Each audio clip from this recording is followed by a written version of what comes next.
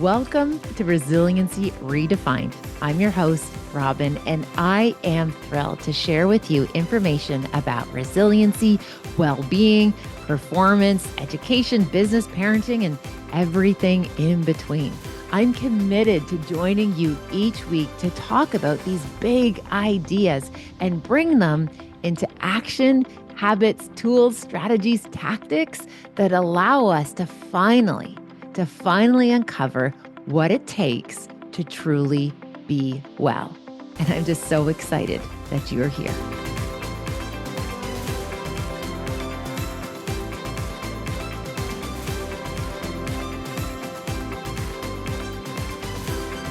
Hello, everyone. Welcome back to Resiliency Redefined. Today, we're diving into this idea about unlocks. I recently had this experience where someone had participated in one of my training sessions. And afterwards, she came up to me and said, Robyne, this moment was so critical for me. It unlocked something that I've been trying to unlock for years, and I didn't even realize that this was locked. So I just got so fascinated talking to this woman about the fact that this one piece of information, for whatever reason, she heard it at just the exact time she needed to hear it. And again, it just unlocked this perspective. So I wanted to take a deeper dive with you today to talk a wee bit about unlocks and what are unlocks and how, oh my goodness, can we get more of them in our everyday, especially if we need them. So to set us up for this from a psychological perspective, it reminded me of the work that we talked about and I shared with my students around these ideas about schemas. Okay, so let's take a deep dive into schemas from the perspective of leading into this place where we can develop or be able to cultivate unlocks. So again, we can start to feel better. We can move forward. We can level up, skill up, whatever that blockage is. This is how we're going to move forward. And again, my friends, this is not woo-woo. It is science. There are actually ways that we can unlock different ways of knowing, different perspectives, different insights. And all of this does come back to these ideas to start us off around schemas. So when I was teaching at the university, one of my favorite lessons that I would share with my students, and I would teach this in social psych, I would teach it in intro psych, and even child and family psych, because to me, it was so helpful if we didn't have a big background in neuroscience to welcome people to this idea of how our brain learns using this example. So once again, the examples I love to provide are examples from the wild, which is my life with children. And I remember when Hunter was just a little one, he was obviously having these massive learning explosions like babies do and toddlers do, right? They're in this major season of learning. And I recall having this moment where he was sitting in his high chair, and all of a sudden, at the time we had this little cat named Abigail, and Abby jumped up onto his like food tray, right on that little platform in front of him. And Hunter's eyeballs literally like looked so big. He just looked at this little creature and he looked at me and he was looking at the cat and me and the cat. And I'm like, oh, teachable moment. So I picked up Abigail and I'm like, Hunter, this is a cat. And I'm like, cat. I pronounced how you say it. I said, look, she's got little ears and she's got whiskers and, she's got fur, she's got paws, she's got this little tail. If you squeeze her, she kind of squeaks. And I started to give him the pieces of information that are those building blocks for what the representation was of a cat. So I gave him all the pieces and said the word multiple times to say this is a cat. So moving along a wee while later, I remember at the time we had two labs and Rundle walks by and Hunter kind of looked over and he started to like cat. And I was like, oh dear, no, that's a dog. And so pulled Rundle up on my lap again, this big boy. I pulled my big black lab up on my lap and I said to Hunter, I'm like, no, this is a dog. I understand why you wanted to use the word cat, but this is a dog because yes, this has ears and a tail, but he's bigger and look at his paws and I started to like show Hunter the parts of Rundle that were different than Abby and I said this is a dog. And so again, pronouncing dog, telling him all the pieces, and then what is happening in his brain is that he already has this essentially this pathway Okay, he has this, you think about neuroplasticity, he has this pathway that says, okay, cat. And then what happens is you have to have your information either fit in or not fit in. And if it fits in, there's confirmation. Okay, this is a cat. But if there's something different, what happens is the brain will actually branch off. And now we're going to have a new connection that's now to the word dog. But what's so interesting, again, from a neuro perspective, to be able for Hunter to be able to identify a dog because of how his pathway was developed, it goes to cat and then there's exclusionary criteria. So now it's basically going to make a turn. It's going to go to activate the information that he has in his mental lexicon that is now, this is a dog. Okay, I hope you're following with me. So information gets put in a place, and then if it agrees, if that's true, it's like, yes, it reinforces that as a cat. If not, it had to branch out, and now we have a new branch called dog. So a while later, we're, driving out to the lake house. We're going to visit my parents in Buckhorn, and Hunter's in the car seat in the back seat, and he gets so excited. And he's like, dogs, dogs, dogs, dogs, dogs. And I'm looking everywhere for, like, clearly we're being chased by a pack of wolves because this kid's getting very excited about dogs. And I'm looking everywhere and I can't see a dog, but I do see a whole field of cows. And I thought, okay, teachable moment. Pulled over the SUV, and I remember climbing into the back seat, and I'm like, "Dude, I kind of get why you think those are big, big dogs, but you know what? Those are cows." And so I said, "Yes, it has ears and it has a tail, and they have udders." I didn't get into protein sources. I didn't do any of that. Like, I literally kept it age appropriate. I'm like, "Yes, this is a cow. They live in barns. They're outside. We see them in these pens or these areas." So I was giving him new piece of information. And again, let's hold that spot thought for a moment. He goes to cat. Nope, that's not a cat. Dog. Now I just said, nope, that's not a dog. So he gets a new branch that's going to take him over to this new place that's called cow. So this is exactly how schematics work, right? Our brain starts to architect these pathways to be able to understand and hold knowledge. And again, with the goal of being able to recognize and retrieve. Same day, I kid you not, we're driving back now. So we're heading back into the city from the lake house. And Hunter's getting very excited once again. And he's like, cow. And he's like trying really hard and he's trying to get my attention to point. And I look over and it was this horse that was at this gate. And I was very tired at this point. And I'm like, close, close, and just kept driving. Now, I can assure you at 21, Hunter can tell the difference between a cow and a horse. But why I use that example with my students is information is building blocks. Either things assimilate or they have to find new categories. And that's how we hold knowledge. That's how we create information. This also ties back into why our relationships with our primary caregivers are so significant in establishing our roots of trust and security, because every other relationship essentially is going to be built off that branch system. So every other relationship is going to activate those other areas of the brain while it is, again, fitting in or making new information.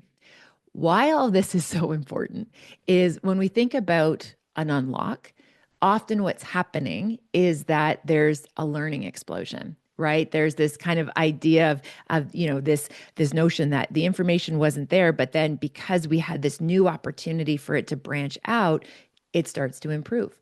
We start to now have a new pathway or a new way of seeing something that perhaps we didn't see before.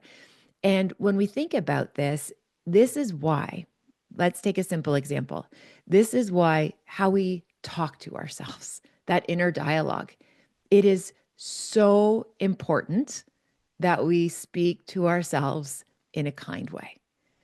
Because the more something travels along one of those neurological pathways, there's this idea about this like myelin sheathing that happens in terms of where the neuron goes. And that myelin, it creates this like fatty substance that creates this smooth path. The more we have something travel down it. Okay, so think about it as if you have a road, and the more you travel on that road, the smoother it's going to get because there's just that frequency. So that myelin starts to create this, again, we're simplifying this, but this fatty substance, which means it gets those thoughts moving very smoothly. So if you, for example, carry a lot of negative self-talk, that is going to be a pretty slippery, easy to access place for those neurons to go. And if a neuron has an option to travel down a bumpy, not a very well defined path, or that fatty, slippery path, it's going to take that path every single time, which is why learning is bumpy. Learning is meant to be messy because it doesn't have that smooth effect yet because we haven't traveled along that pathway enough yet. But as we do, we experience mastery and things go very smooth back and forth to the point where we again experience mastery, or we can pretty much occupy what we call autopilot. We can just do things without giving it a lot of attention because the neuron has such a smooth sailing, smooth way to go forward. Okay, all of this kind of idea to say, if the negative talk is the smoother of the path, and the positive talk or the affirmations or the reframes, if we don't visit them with the same frequency, or if not greater frequency, it will always be bumpier. And we have to work that muscle. Okay, we have to work that path. So I'll give you an example. If we always say, I'm really disorganized. I'm such a disorganized person. And that's just your fallback. That's your kind of go-to excuse. That idea is going to become just almost automatic. We're just going to internalize it deeply, literally internalizing it into our brains. Versus if we say, wow, I notice that I need to make sure to be a bit more careful with where I put things. I notice that I'm learning to be more strategic. I notice that I'm working at developing the skill to be more organized. We have to revisit that positive affirmation. Now, I have a bit of a kind of get a little bit cheese when people think, let's take, for example, manifestation, right? And they're like, oh, and it's interesting how people are really in different camps around manifestation. Like on one side, people are like 100%, you just have to wish for it and then be grateful for it and it's going to happen and you don't have to do anything, which I don't think really that's how it works, but I appreciate that some people's school of thought.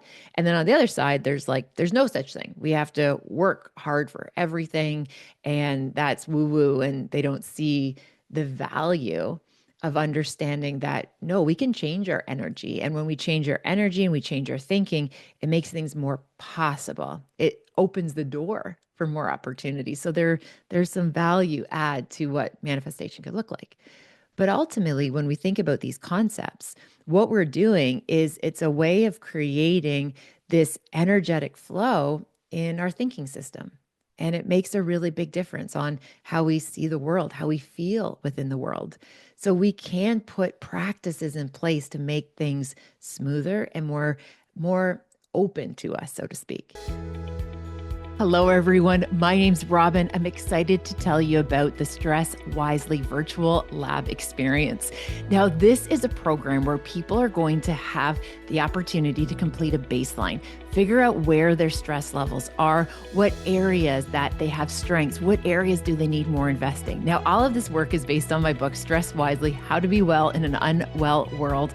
And I'm excited to bring research-informed practices into this community so people can get their own blueprint. Not every solution works for everyone, but when we learn how to stack and sort and how to sequence practices, habits, and tools that give people a great return on their investment, they're going to start to feel well again. This is going to prevent burnout. This is going to give people the resources and the tools to know what to do, but also how to do it. So please join me in the first ever Stress Wisely virtual lab. We are going to be able to get to the bottom of what it takes for each person to figure out how they can be well. Now, we call it a lab because ultimately this is all a big experiment. We need data to make data-driven decisions to know where people are going to start to do the work to feel better. So please join me for the Stress Wisely virtual lab. Lots of information. We saved you a seat. And if you want to radically show up for your team, this is a resource that you don't want to miss. Take good care and we'll see you there. Bye.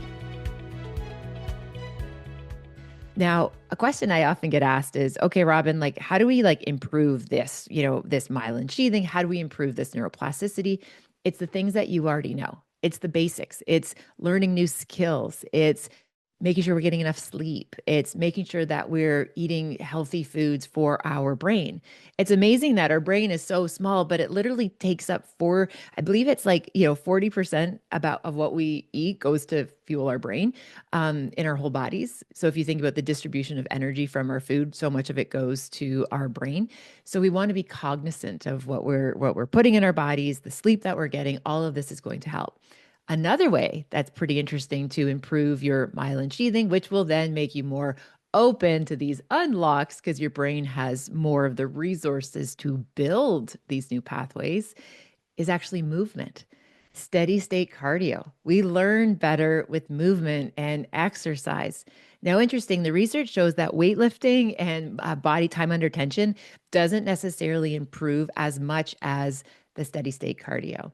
So when you're learning new things and you are moving your body, and even, for example, going for a walk, right? Going for a walk and then come back and then try to learn something, the research shows that that will be a benefit to the learning. It will expedite the learning because, for whatever reason, how our bodies are designed, steady state cardio produces all of the ingredients that allow us to have this idea of our brains being able to learn and grow better, faster, in a more optimal way. This is encouraging. Okay, so movement makes a big difference. Getting rest is really helpful. So, to circle us back to the beginning of this conversation, when this woman said, Robyne, this unlock was so substantive. Unlocks are, again, essentially new branches, right? It's new branches, new way of seeing things. And the unlock that this woman shared with me, and I have permission to share it, was we were talking about some forms of anxiety. Now, anxiety is a wee bit of a tricky one because there's so many different iterations of anxiety. But in this particular case, this woman was experiencing what we call like free flow anxiety or free flowing, where it wasn't that she was anxious about one particular thing. She was just like generally anxious about everything. Like she just noticed she had all of this like moving energy that just, she felt very, a lot of worry. And one of the things that we talked about was this idea that this worry was partially because she was underestimating how strong she was. She was underestimating how big these situations were in relation to how she could respond to them. So, for example, she was working with a very difficult boss, and it was just so much anxiety around this work situation. And it wasn't, again, I just said to you, it's not one specific thing, but in this particular case, it was the work, it was the boss, and she was underestimating her control and her agency. And when we started to unpack that, I was like, okay, listen, you're skilled. You have talent. You have gifts. This isn't the only place where you can generate an income from. Like there are other places where you can make an income. This one person isn't your only way of being able to support your family. Like if you're willing to like bet on yourself and take a risk and work hard, there are other ways for you to be able to make a livelihood. Like and I again, I spent time with her and coaching her through this idea about why are you underestimating your skills? Like don't why are you writing yourself off? Like you have a decade of really fine-tuned skills that to somebody else you're going to be their missing puzzle piece. You're going to be that missing piece that when they get the opportunity to work with you, all of a sudden it's going to benefit them. And you're going to benefit by being in a place where your skills are valued and they're recognized. So, again, the anxiety was essentially lying to her to suggest that she wasn't well resourced or she wasn't well equipped. She was underestimating how much power she had. And I don't think this woman's alone, right? I think a lot of us, if we're not careful, if we don't cultivate good habits of mind, we can let those, 4,000 thoughts a day take the wheel. And my friends, we have to develop habits of mind that allow us to sure recognize those intrusive thoughts, recognize those patterns, but they don't get to tell us what we're going to do next. Remember, we're the thinker, we're not the thought. And again, if you imagine that we're having, estimating about 4,000 thoughts just pop in our head on any given day, we want to make sure that we are solid with how we're checking in with ourselves, that we're not just like waking up in the state of reactivity. And I can share with you just next week, we're going to be having a webinar. So I love working with people. And unfortunately, I can't work one on one with as many people as I would love to be able to. So instead, I run these webinars where it's like, hey, jump in a training session with me for 90 minutes. And we're going to figure out what your unlocks are. We're going to figure out what it is that's holding you back, what's hindering you, and what's helping you. And where do we get you a really great return on your investment when it comes to your well-being? And remember, when we think of stress wisely, your well-being, it's physical, but it's also emotional, intellectual, environmental, social, occupational, financial, even spiritual. So again, helping people see these opportunities for unlocks. And I love what it feels like to have those like aha moments, right? Just those moments where we have clarity, those moments where all of a sudden it's like, oh, now I see, right? Now I get it. So, anyway, understanding that all of our information goes into these schemas, these building blocks. Now, connections between them, these are those connections, or what we call neuroplasticity, which is just the highway between those pieces of knowledge, how our brain travels. The more of that fatty myelin substance we have, the smoother it'll be. And again, we want to be careful that the smooth, easier path isn't the one that's negative and self destructive. We want to foster and cultivate those stronger path systems of positivity. And that is the neuroscience, I think, behind a lot of the ideas around manifestation, that we're opening up this ease and this fluidness of welcoming things in and seeing things differently and allowing our brain to find other ways of interpreting, understanding, making sense of our world. I shared a lot, I think, relatively quickly on a pretty complex topic, but I can tell you, I've run into students literally 15 years after I gave that lesson about schemas and Hunter and say, Robyne, I still remember that lesson you taught us about schemas and how information gets organized. And then when I tell them Hunter's, second year university, they can't believe it. And again, this is information that once we see things, and I believe it's Tamsin who says, like, you can't unsee things sometimes. And my invitation and my hope for you is look for those opportunities, for those unlocks. Look for those opportunities of growing your perspective. Because when the right piece of information lands at the right time, it can radically transform your experience. Just really quick in closing, I can tell you, as someone, for example, who has navigated stress, that's why I study stress, because I'm somebody who can catch a good dose of stress every now and then.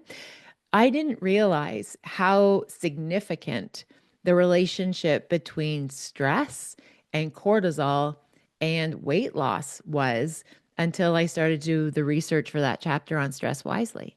And when I dived into the physiology and the biology behind what happens to our body when we are under stress and we're in that state of chronic distress, and at the same time, here I was trying to navigate my weight, and what I just remember having this moment when I was deep in this literature and realizing, man, I'm not broken. It's not that I haven't found the right diet yet. It's literally because my nervous system has a flip switch. It's literally the switch that says it's okay to release extra body weight. Because of how I was stress cycling, that switch was literally locked. You cannot lose body weight when your body is full of cortisol. Like, you just can't. Like, any attempt that you make is just going to put more cortisol in. And when you have cortisol in your bloodstream, your body will not release the weight. So when I got really serious about the one thing that I can do about my nutrition and my exercise as it relates to stress, I realized that the diet that I was doing, the HIIT training I was doing, the running that I was doing, all of that was actually making weight loss even more difficult. But when I found out that, wait, if I reset my nervous system, which I was able to do with consistent steady state cardio, and introduced a little bit of intermittent fasting, because that's something that worked for me, and nothing radical. Like, I mean, just a really generous window of nutrition and refueling, like 50 pounds. Like, pounds that I carried and lost and put on and lost and put on. The unlock for me was realizing I couldn't hate myself healthy. You can't hate yourself healthy. So knowing that, wow, my workouts, my diet routines, my practices were actually keeping me in that particular body size. And then all of a sudden learning about steady state cardio and learning how to organize my day and my nutrition feeding, it radically transformed a behavior and a state that I had tried unsuccessfully to manipulate for over 25 years. I remember going on my first diet in grade 7, and it took me to 44 to figure out what my unlock was. And that's why I am so excited about my webinar, because I want more people to be able to get the clarity to know what's your unlock that's going to open you up to your big, bright future, because you deserve to be well, even in an unwell world. Okay, my friends, I've gone over time there. I hope that was helpful. Take good care of you. If you want to learn more about my stress webinar or my stress lab, there's a spot for you. You are so welcome to join. If this session in April doesn't fit, jump in the one in June. We're going to keep this learning going. I love training people on how to figure out what your unlock is. And to that dear, lovely woman who shared with me her unlock around anxiety, I'm so happy for you. And I can't wait to help other people find even more unlocks. Take good care, and I'll see you soon. Bye for now. Thank you for spending time with this podcast episode today. I hope you found something helpful in Resiliency Redefined. Please feel free to share it with somebody who you might think could benefit. Maybe there was something useful, something in particular that you think you could pay forward. Also, if you have a moment, please feel free to rate and review this podcast wherever you like to listen to your podcast. It means the world to me.